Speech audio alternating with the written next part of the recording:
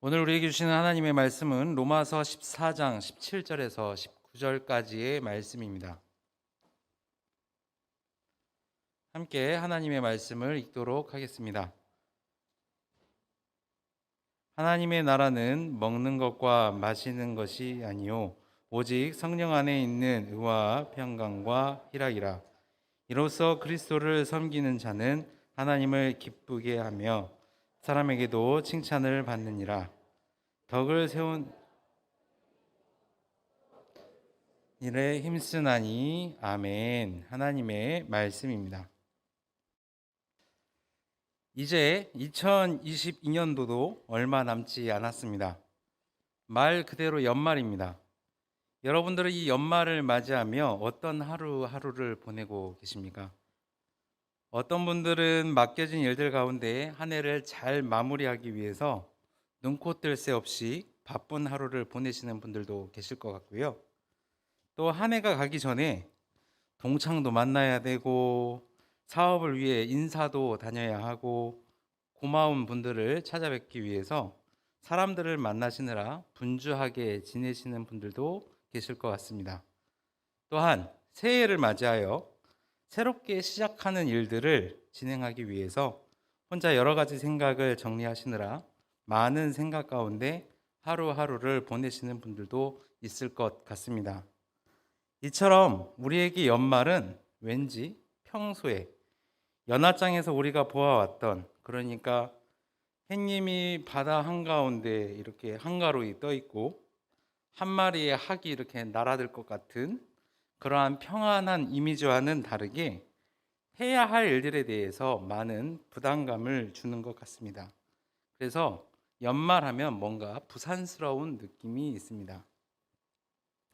제가 설교 서두에 이렇게 연말에 대해서 장황하게 이야기를 꺼낸 이유는요, 눈치채신 분들도 계시겠지만 바로 이 질문을 하기 위해서입니다. 이제 질문을 하도록 하겠습니다. 여러분들께서 보시기에 저는 어떠한 연말을 보내고 있을 것 같습니까? 바쁜 연말을 보내고 있을 것 같습니까? 아니면 여유로운 그러한 연말을 보내고 있을 것 같습니까? 네. 저번 설계에도 제가 한번 손 들라고 이렇게 시켰었는데요. 오늘도 한번 손을 들어서 정답을 한번 맞춰보도록 하겠습니다. 이사야 목사가 연말을 바쁘게 보낸다라고 생각하시는 분 한번 손 들어 보시겠습니까? 네, 감사합니다. 아니다, 이미 준비 다 해놓고 지금 안 바쁘게 여유롭게 연말을 보내고 있을 것이다 생각하시는 분 한번 손 들어 보시겠습니까? 아, 네. 오대호 목사님 한 분 손 드셨네요. 네. 정답을 공개하도록 하겠습니다. 정답은 다 틀리셨습니다. 예. 사실 지난주까지 저는요, 코로나에 확진이 되어서 제 방에 갇혀 있었거든요. 예, 주일에 저에게 문자를 보내신 어떤 분의 말씀에 의하면 제가 날씬해져서 주일에 안 보였나 했답니다. 예, 그렇게 생각하셨다는데 그게 아니라 저는 제 방에 있었습니다. 그동안 여러분들의 기도 때문에 남들보다 조금 덜 아프고 또 쉼을 누리면서 이렇게 그 기간을 보냈었는데요. 그동안 세상 그 누구보다 연말을 참 여유롭게 보냈었습니다. 그런데 감금의 시간이 이렇게 끝나다 보니까요, 교회에 돌아와서 보니까요, 해야 할 일들이 어마어마하게 있더라고요. 그래서 이번 주 참 바쁜 한 주간을 보냈습니다. 그런데 이렇게 저처럼 해야 할 일들이 많으면요, 하게 되는 실수가 꼭 하나씩 있습니다. 그게 무엇이냐? 바로 해야 할 일들 중에서 한두 가지를 잊어버리게 되는 그러한 실수예요. 당장 해야 하는 일들이 많아서 생각 없이 나에게 주어진 일들을 하나하나 처리하다 보면은요, 꼭 했었어야 했었는데 하지 못하여서 놓치는 일들이 발생하고는 합니다. 그래서 이러한 실수들을 최소화해 보려고 제가 선택한 방법이 있습니다.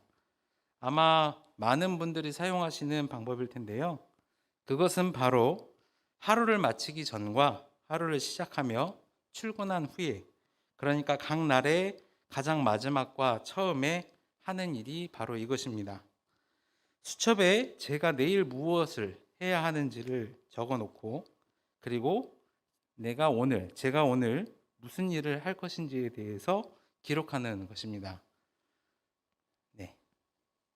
이렇게 해야 할 일들을요, 체크를 하게 되면 해야 할 일들을 못하게 되는 그러한 실수를 막을 수가 있습니다. 그뿐만 아니라 일의 진행 상황도 볼 수가 있고요. 또 각 일들에 대해서 이렇게 중요도에 따라서 A, B, C, D의 알파벳으로 표기하여서 중요한 일들부터 이렇게 처리를 하게 되면 시간을 절약할 수 있는 효과도 얻을 수가 있습니다. 그래서 저는 수첩 이 플래너를 하루를 어떻게 살아갈 것인지에 대한 지표로 사용하고 있습니다. 그런데 이렇게 사용을 하면서 정리하다 보니까요, 문득 이러한 생각이 들었습니다. 신앙생활에 있어서도 이 플래너처럼 이런 신앙생활의 지표가 필요하지는 않을까라는 그러한 생각을 해보게 되었습니다. 내가 하고 있는 신앙생활 가운데 해야 할 것이 무엇인지를 확실하게 집어주는 그러한 역할을 하는 그 무엇이 있다면 얼마나 좋을까. 그리고 우리가 하고 있는 이 신앙생활이 바른 모습을 향해서 나아가고 있는지 이것을 스스로에게 확인시켜 줄 수 있는 것이 있다면 좋겠다라는 생각을 해보게 되었습니다. 사실 그렇지 않습니까? 우리가 신앙생활을 하면서요, 해야 할 일들은 우리가 생각하는 것보다 보기보다 참 많이 있습니다. 신앙생활을 하다 보면 사람들과 함께 신앙생활을 하기 때문에 미워하는 사람들이 꼭 한두 명은 생겨나게 됩니다. 사람이니까 당연하게 있는 거예요. 그리고 절대 우리의 상식으로는 이해할 수 없는 사람들도 꼭 우리 주변에 한두 분은 생기게 됩니다. 그런데 문제점이 여기에서 생겨나죠. 우리는 이러한 사람들을 우리 마음대로 무시하고 그렇게 지내고 싶은데 성경의 가르침대로 사랑해야 합니다. 사랑하기 위해서 나의 성질을 죽여야 하는 수고도 감수해야 합니다. 그뿐만이겠습니까? 교회 공동체에는 어찌나 그 많은 프로그램들을 개발해내는지 그 프로그램에 참여하여서 교육도 받아야 합니다. 또 믿는 사람이기 때문에요, 가끔 착한 일도 해야 해요. 의견이 다른 사람을 향해서 내 소중한 시간을 들여서 설득해야 하는 수고도 감당해야 합니다. 경건을 위해서 새벽에 일어나 기도도 해야 하고요. 식사 시간에 주변의 눈치를 보면서 기도하기도 합니다. 그리고 주초를 안 하기 위해서, 혹은 우리 교회에서는 이런 분들은 안 계시겠지만 적어도 안 들키게 하기 위해서 노력하셔야만 합니다. 교회에서 제공하는 식사도 드셔야 하고요. 친하지 않는 사람들과 대화도 나눠야 하고요. 부끄러운 마음이 들지만 전도도 해야 합니다. 서운한 생각이 들어도 참아야 하기도 하고요. 교회에서 성스럽다고 여겨지는 용어들을 사용하면서 신앙적인 내용의 대화도 나눠가야 합니다. 이렇게 찾다 보면 우리가 하는 신앙생활 참 해야 할 것들이 많습니다. 아까 제가 말씀드렸죠. 해야 할 것이 많다라고 하면 어떻게 된다라고 했습니까?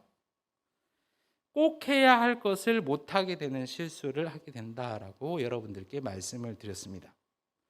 그렇다면 이렇게 해야 할 일 많은 우리의 신앙생활 속에서 정말로 해야 하는 일들을 잊지 않고 할 수 있는 방법이 무엇일까 고민할 수밖에 없는데요.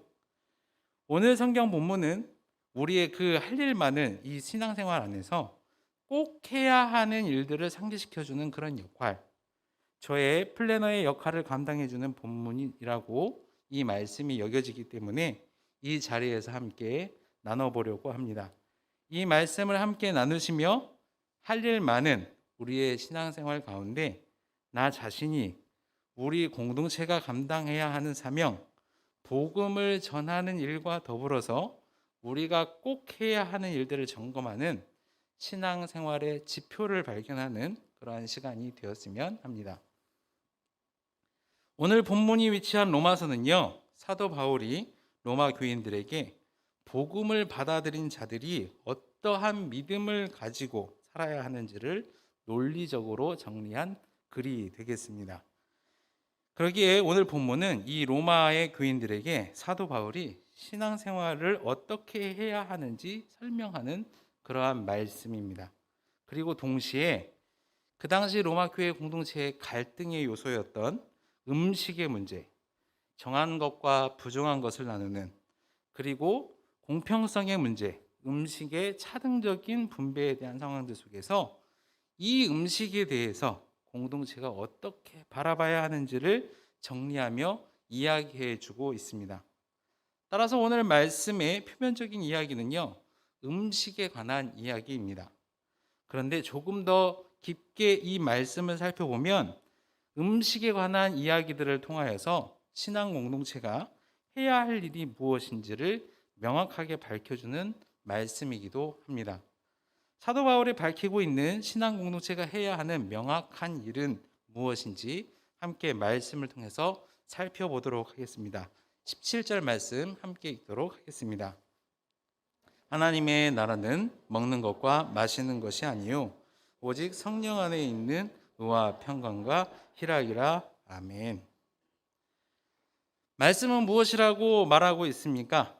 하나님의 나라, 그러니까 하나님의 통치가 실현되고 하나님의 통치를 갈망하는 공동체, 하나님의 공동체가 해야 하는 것은요, 먹고 마시는 것이 아니래요. 음식이 아니랍니다.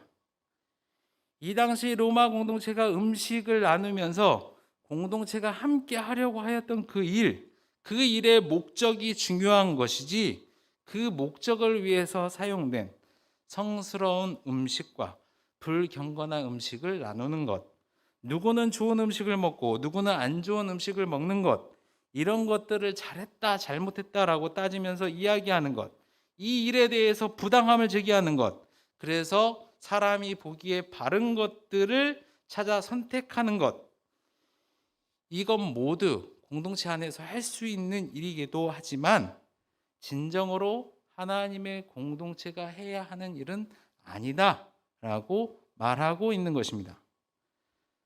그렇다면 교회 공동체가, 로마 교회가 왜 음식, 이토록 많은 문제를 제공한 이 음식을 제공하여서 이러한 일들을 만들어냈을까요?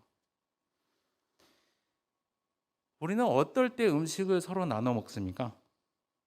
서로 가까워지기 위해서 음식을 나누어 먹습니다. 서로 알기 위해서 음식을 나누어 먹습니다. 이게 중요한 것이라는 것을 사도 바울은 이야기하고 있는 것입니다. 그러면서 이렇게 정리하고 있습니다. 하나님의 나라, 하나님의 공동체는, 그 공동체가 추구해야 하는 것은, 그 공동체가 해야 하는 일은 성령 안에 있는 의와 평강과 희락이래요. 성령 안에 있는 의와 평강과 희락, 참 좋은 말들 같습니다. 좋은 말들 같은데 이것을 받아들이는 우리가 좋은 말씀이구나, 이 말씀 외우면 될 것 같아 하고 그렇게 넘어가시면 우리의 삶에 도움이 되겠습니까? 뜻을 알고 도대체 성경이 무엇을 이야기하는지 알아야 되지 않겠어요? 그래서 하나하나 살펴보도록 하겠습니다. 말씀은 이야기하고 있습니다. 하나님의 나라는 이것이래요. 하나님의 공동체가 해야 할 일은 성령 안에 있어야 한대요. 안에 있다. 안에 있다라고 하면 우리는 막연하게 누구의 품 안에 속해 있는 것, 이것을 생각합니다. 안에의 헬라어에는 장소, 시간, 상태에서 위치하는 것을 뜻하는 말입니다. 이것을 우리에게 적용해 보면요, 내가 그리고 우리가 있는 그곳, 내가 그리고 우리가 있는 그때, 내가 그리고 우리가 있는 그 상황들, 이 상황들이요, 누구 안에 있어야 된다고요? 성령 하나님 안에 있어야 된대요. 내가 혹은 공동체가 있는 그곳에, 내가 혹은 공동체가 그 존재하는 그곳에, 나의 인생과 우리 공동체가 존재하는 그 가운데에 내가 혹은 공동체에 관여할 수 있는 그러한 삶의 상황들에 하나님의 영광을 드러내는 그 영이 나타내야 한대요. 사람을 변화시키는 영이 임재해야 하며 위로하고 보호하고 하나 되게 하는, 그래서 우리를 믿음 안에서 온전하게 만들어가는 그 성령 하나님의 모습이 드러나야 한대요. 이것이 성령 안에 있다라는 말의 진정한 의미가 되겠습니다. 말씀은 계속해서 이야기하고 있습니다. 하나님의 나라는요, 하나님의 공동체에는요, 의가 있대요. 사실 사도 바울은 이 의를 칭의라고 하여서 믿는 자에게 구원을 가능하게 만드는 의, 예수님께 부여받은 의를 생각하면서 이 말씀을 기록하였습니다. 이 의라는 것은요, 우리의 잘남으로 인해서 우리가 획득한 의가 아닙니다. 우리가 획득한 발음이 아니에요. 예수님에 의해서 강권적으로 값없이 부여받은 의이기 때문에요, 우리는 이 의로움을, 우리의 발음을, 우리의 정당함을 드러내는데 사용할 수가 없습니다. 어떨 때 이 의를 사용하느냐? 우리의 바른 모습을 통하여서 예수 그리스도가 드러내는데 이 의를 사용할 수가 있는 거예요. 이 말은 하나님의 나라는, 하나님의 공동체는 사람의 올바름, 발음이 드러나는 것이 아니라 예수 그리스도의 의가 성령 안에서 드러나야 한다라는 것을 이야기하고 있는 말씀인 것입니다. 다음은 평화입니다. 저번 설교에도 언급한 내용인데요. 평화 무엇입니까? 에이레네예요. 하나됨을 뜻하는 단어입니다. 성령 하나님과 하나됨, 예수 그리스도와 하나됨, 성부 하나님과의 하나됨을 통하여서 얻는 평화를 뜻하는 말입니다. 동시에 교회 공동체의 하나됨을 통해서 누릴 수 있는 평화를 이야기하는 것이기도 해요. 그렇다면 하나님의 나라는, 하나님의 공동체는 어떻게 만들어진다고요? 이 하나됨을 통하여서, 그 하나됨을 통하여서 누릴 수 있는 평화, 이것을 통하여서 만들어진다라는 것을 알 수 있게 됩니다. 그리고 말씀은 하나님 나라에 있는 것, 하나님의 공동체에 있는 마지막을 이야기하고 있는데요, 그것은 바로 기쁨입니다. 이것도 성령의 열매를 이야기하면서 제가 여러분들께 말씀드렸던 내용이에요. 카라, 행복입니다. 하나님의 나라, 하나님의 공동체에는 이 기쁨이 있대요. 참된 행복이 있대요. 왜 행복하고 기쁘겠습니까?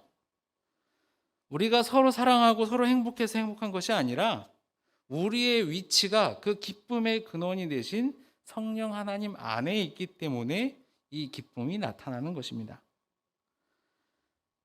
우리는 지금까지 하나님의 나라에, 하나님의 공동체에 있는 것에 대해서 살펴보았습니다. 그렇다면 우리는 이것을 어떻게 만들어가야 하는 것인지 궁금하지 않을 수 없는데요, 그 행동 강령에 대해서 사도 바울은 이렇게 우리에게 이야기해 주고 있습니다. 함께 19절 말씀을 읽도록 하겠습니다. 19절 말씀입니다. 그러므로 우리가 화평의 일과 서로 덕을 세우는 일에 힘을 쓰나니 아멘. 말씀은 무엇을 이야기하고 있습니까? 사도 바울이 이야기하는 그 행동 강령이 무엇이냐? 하나님의 나라를 위해서 할 일이란 화평을 이루는 일을 하래요. 여기서 화평이라는 단어, 좀 어려운 단어가 다시 등장한 것 같아서 우리가 긴장을 하는데요, 헬라어로 보면 앞에 얘기했던 에이레네로 똑같습니다. 하나님 나라를 위해서 할 일이란 바로 이 화평, 공동체 안에서 에이레네를 이루라는 것입니다. 성령 하나님과의 하나됨, 공동체 그 구성원들과의 하나됨을 통하여서 이것을 만들어가기 위해서 노력을 하라라고 말씀하고 있는 것입니다. 그리고 성경이 말하고 있는 우리가 해야 하는 다음 일은 무엇입니까? 서로 무엇을 쌓으라고요? 덕을 쌓으래요. 덕이라 그러니까 사람이 풍기는 분위기를 이야기하는 것 같습니다. 그래서 이 덕을 얻으려면 인격적인 수양을 통해서 얻을 수 있나 보다라고 우리는 생각할 수 있는데요, 사실 이 단어는 헬라어로 찾아보면요, 오이코도메라는 단어입니다. 오이코도메라고 하니까 여러분들 무슨 뜻인지 잘 모르시겠죠. 이 단어는 우리 성도님들께서도 한 번 정도는 들어보셨을 단어일 것입니다. 오이코스, 집입니다. 오이코도메는 이 오이코스, 집이라는 단어에다가 도마, 세우다라는 단어가 합쳐진 말입니다. 그러면 이 단어는 무슨 뜻이 되죠? 집을 세운다라는 뜻이 됩니다. 우리는 덕을 세운다라고 이러니까 뭔가 인격적인 수양을 통해서 만들어지는 것들, 이런 것들을 생각하고 있는데, 사실 성경이 이야기하는 것은 이 인격적인 수양이 아니라 무엇이라고요? 집을 세운대요. 이 집이라는 단어, 오이코스, 어디서 많이 들어보셨죠? 교회를 이야기할 때, 초대교회를 이야기할 때 이 오이코스라는 단어를 사용하여 표현을 하였습니다. 그렇다면 이 말씀은 어떠한 말씀이 되겠습니까? 덕을 세운다. 이 말씀은 교회 공동체를 세우라라는 말이 되는 것입니다. 그렇다면 사도 바울이 이야기하고 있는 하나님의 나라, 하나님의 공동체는 성경 안에 의가 있어야 하고 하나님과 공동체에 하나됨이 있어야 하며 참된 행복이 있어야 하는데, 이것을 이루기 위해서는 무엇을 하라고요? 복음을 왜곡하는 일이 아니라면 신앙 공동체 안에서 무엇이 옳은지 무엇이 그른지를 판단하지 말고 공동체를 만들어가는 그 수단에 집중하는 것이 아니라 그 공동체의 목적, 구성원들의 하나됨을 위해서 노력해야 한다. 그리고 공동체를 세우기 위해서 노력해야 한다라는 것을 우리에게 말씀해주고 있습니다. 이것을 공동체와 구성원들이 감당할 때 하나님의 나라를, 하나님의 공동체를 만들 수 있다라는 선언이 되겠습니다. 사랑하는 양림의 성도 여러분, 2023년 광주 양림교회는요, 아직 정확하게는 잘 모르겠지만 많은 일들을 할 것 같습니다. 그리고 많은 일들이 일어날 것 같습니다. 복음을 전하는 일에 매진할 것 같고요, 사람을 세우는 일에, 서로의 상처를 보듬어 주는 일에, 서로의 기쁨을 함께 나누는 일에 최선을 다할 것 같습니다. 일이 많아지면 무엇을 해야 한다고 제가 말씀드렸죠? 우리가 반드시 해야 하는 일들에 대해서 다시 기억해야 한다라고 말씀드렸습니다. 성경이 말하는 대로 우리가 화평하는 일, 그리고 공동체를 세우는 일, 이 일을 우리는 반드시 해야만 합니다. 복음을 전하는 교회라는 목표 아래서 화평, 성령님과 하나가 되고 공동체의 하나됨을 만들어서 서로 참된 식구가 되기 위해 함께 집을 세워 나아가는 우리 양림의 성도님들이 되시기를 주님의 이름으로 간절히 바랍니다. 기도하겠습니다. 우리의 자랑이 되시고 우리의 기쁨이 되시고 부족한 우리의 완전함이 되시는 아버지 하나님, 오늘도 부족한 우리 가운데 말씀으로 임하셔서 우리가 가야 할 길을 말씀해 주심에 감사드립니다. 오늘 저희들 말씀을 통하여서 할 일 많은 우리의 신앙의 여정 가운데 꼭 해야 하는 일들에 대해서 묵상해 봅니다. 우리가 교회 공동체 안에서 해야 하는 일은 우리 교회가 함께 바라보며 나아가는 복음을 전하는 자로서의 사명을 감당하는 것이며, 하나님과 하나 되고 공동체의 하나됨을 만들어 서로 참된 식구가 되기 위해 함께 집을 세워가야 한다라는 사실을 알게 되었습니다. 아버지 하나님, 이런 사명 감당하기에 우리는 너무나 연약하고 부족함을 고백합니다. 이런 우리 가운데 함께 하시사 우리를 평화의 도구로 사용하여 주시옵소서. 건축자의 도구가 되게 하여 주시옵소서. 하나님께서 일하시기에 우리를 통하여서 이 모든 일들이 이루어질 줄 믿사오니 이 믿음대로 이루어 주시옵소서. 감사드리며 예수님 이름으로 기도합니다. 아멘.